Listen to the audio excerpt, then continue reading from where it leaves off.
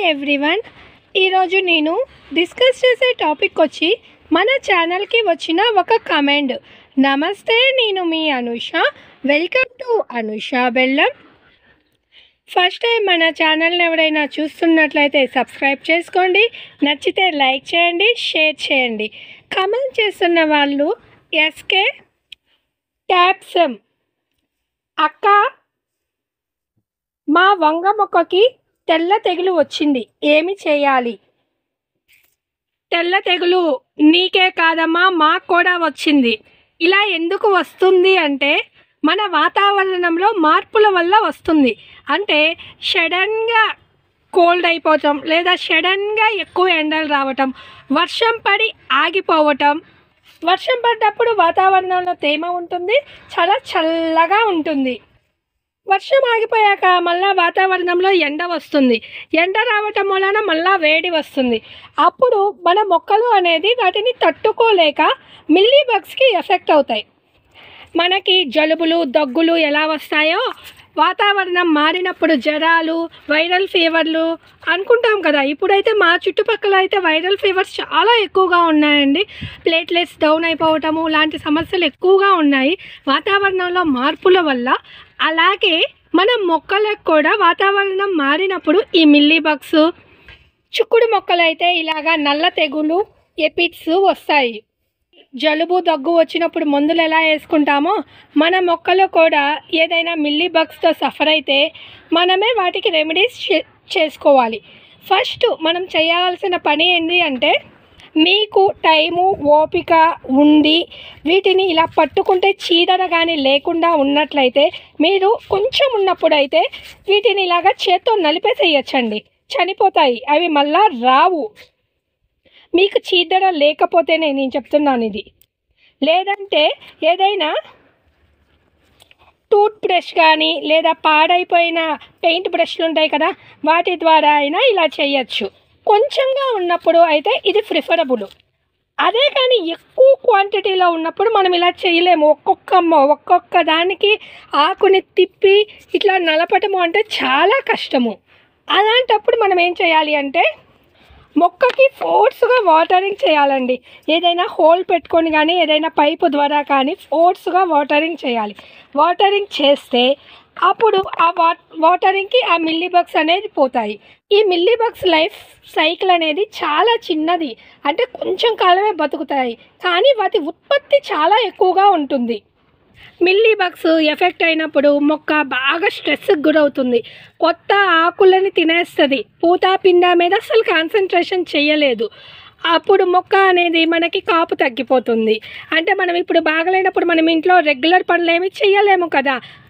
అలాగే మొక్కలు కూడా ఈ మిల్లీ బగ్స్ ఇంకా ఏం చేస్తాయి అంటే కాండంలో ఉండే రసాన్ని పీల్చేస్తాయి. ఈ మొక్కల కాండంలో ఉండే రసాన్ని, దాంట్లో ఉండే పత్రరహితం అంతా పోతుంది. ఇప్పుడు చూడండి, ఈ ఆకులన్నీ అసలు గ్రీన్గా ఉన్నాయా, మొత్తం పత్రరహితాన్ని అంతా తినేసేసేయి. మాకైతే వాతావరణం చాలా ఫ్లక్చువేషన్స్ వస్తున్నాయండి. ఎలా చెప్పాలి అంటే ఒకరోజు వర్షం పడిందంటే అది కూడా సరిపడా వర్షం పడదు. 3 రోజులు మబ్బు కమ్మినట్లు ఉండదు, అలా అని ఎండ రాదు. అదొక రకమైన విచిత్రమైన వాతావరణం అండి. మొత్తం ఎప్పుడు చూడు డ్రై అయిపోతుంది. మనము వాతావరణంలో హ్యూమిడిటీ వల్ల మనం ఎలా సఫర్ అవుతున్నామో మన మొక్కలు కూడా అలాగే సఫర్ అవుతున్నాయండి. నాకైతే వంగతో పాటు టమోటా మొక్కలకు కూడా ఈ తెల్ల తెగులు మిల్లీ బగ్స్ అనేది వచ్చేసాయండి. ఈ మిల్లీ బగ్స్ విసర్జించే విసర్జాలు అనేది చాలా తీయగా ఉంటాయి. దానికోసం అనేసి మళ్ళీ చీమలు అటాక్ చేస్తాయండి. చూడండి, మిల్లీ బగ్స్ ఎక్కడుంటే అక్కడ చీమలు ఉంటాయి. ఇక్కడ మీకు కనిపిస్తున్నాయా చీమలు? ఆ చీమలు ఒక చెట్టు నుంచి ఇంకొక చెట్టుకి ఆ మిల్లీ బగ్స్ని బాగున్న చెట్టుకి కూడా అటాక్ అయ్యేట్లుగా చేస్తాయి.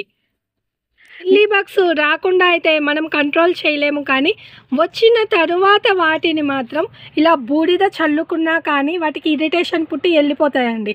నీమ్ ఆయిల్ చల్లుకున్నా కానీ పోతాయి. వేపాకుతో కలిపి ఒక నైట్ మొత్తం ఫెర్మెంట్ చేసి ఆ చేదు నీళ్లు స్ప్రేగా చేసినా కానీ మిల్లీ బగ్స్ వెళ్ళిపోతాయి. వేపాకులతో చేసిన కషాయం ఏదైనా పోసినా కానీ రోజు విడత రోజు మనం చేసేది ఆర్గానిక్ పద్ధతిలో కదా, ఒకసారి చేసి వదిలేయకూడదు. చేసేసాము అంటే ఒక వారానికి కంట్రోల్ అయిపోతాయి.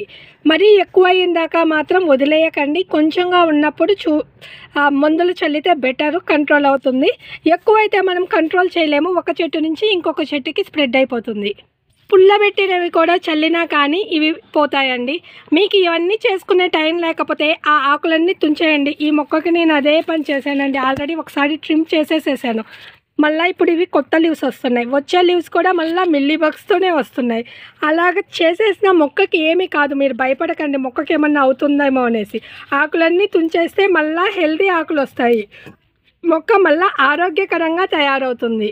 ఒక్కొక్కసారి నేను కంట్రోల్ చేయలేనప్పుడు మొక్క మొదల దాకా కూడా తుంచేసిన రోజులు ఉన్నాయండి. మళ్ళీ పక్క నుంచి చిగుర్లు పెట్టుకొని వస్తాయి మొక్క అనేది. ఈ మొక్కను కూడా నేను పూర్తిగా మిల్లీ బగ్స్ వస్తే ట్రిమ్ చేశానండి. కింద భాగంలో అసలు మీకు ఏమీ కనిపించట్లేదు. తర్వాత మళ్ళీ ఫ్రెష్గా వచ్చాయి. ఇప్పుడు మళ్ళీ లైట్గా ఉంది మిల్లీ బగ్స్. మళ్ళీ మనము దీని మీద బూడిద, నేనైతే రెగ్యులర్గా బూడిద చల్లుతాను, ఈ ఆకులు తీసేస్తాను.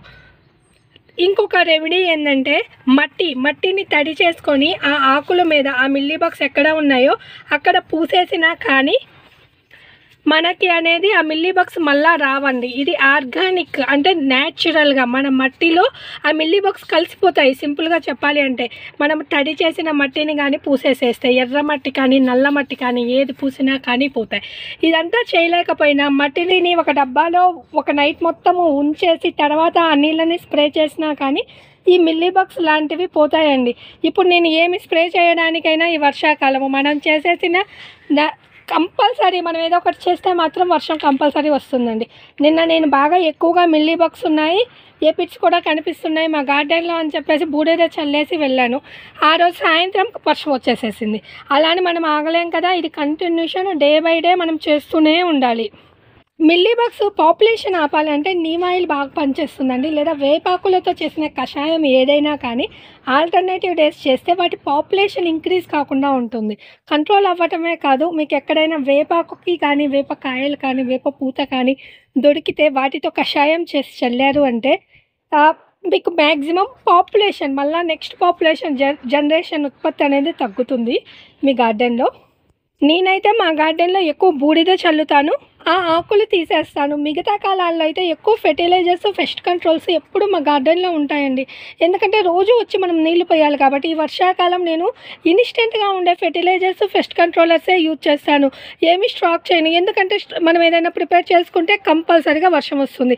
ఆ ప్రిపేర్ చేసుకున్నామని వర్షంకి తెలుస్తుందేమో నాకు తెలియదు, కానీ అది అనవసరంగా వేస్ట్ చేయటమో లేకపోతే ఆ ఊరక పడేయటం ఎందుకు లేని ఆ మొక్కల మీద చల్లటమో జరుగుతుంది. అందుకోసము నేను రిమైనింగ్ అన్ని కాలాల్లో ఫెర్టిలైజర్స్, పెస్ట్ కంట్రోలర్స్ అన్ని స్టాక్ ఉంటాయి. ఈ సీజన్లో మాత్రం నేను ఏమీ చేయను.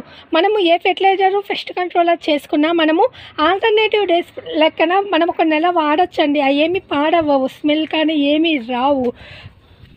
ప్రతిరోజు ఏం చేసుకొని అవసరం లేదు. ఒకసారి చేసుకున్నది ఒక 15 నుంచి 20 రోజుల దాకా మినిమం వాడుకోవచ్చు. మ్యాక్సిమం 1 మంత్ వరకు వాడుకోవచ్చు ఏ పెస్ట్ కంట్రోలర్ అయినా కానీ. మనం చేసేది ఆర్గానిక్ పద్ధతి, ఒక్కసారి చేసి ఆపకూడదు. మనకు అది కంట్రోల్ అయ్యేదాకా ఎవ్రీ ఆల్టర్నేటివ్ చేయాలి. ఫర్ ఎగ్జాంపుల్ ఈరోజు స్ప్రే చేశారంటే మళ్ళీ రేపు వదిలేసేసి ఎల్లుండి స్ప్రే చేయాలి. మీరు అది అసలుకి ఇంకా హెల్తీగా ప్లాంట్ వచ్చేదాకా. చెప్పాలంటే నాకు ఈ మొక్కకు కూడా మిల్లీ బగ్స్ వచ్చాయండి. నేను బూడిద చల్లి కంట్రోల్ చేసుకున్నాను. ఒక్కొక్కసారి కంట్రోల్ చేయలేను. ఇక్కడ కనిపించే మొక్కలు కూడా సేమ్ అలాగే నేను బూడిద చల్లి కంట్రోల్ చేసుకున్న మొక్కలేనండి.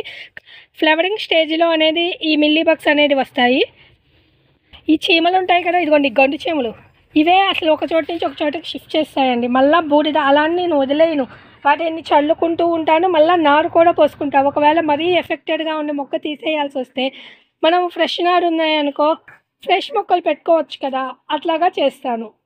మజ్జిగలో పచ్చిమిరపకాయలు, గార్లిక్ వేసి స్ప్రే చేసినా కానీ పోతాయండి మిల్లీ బగ్స్.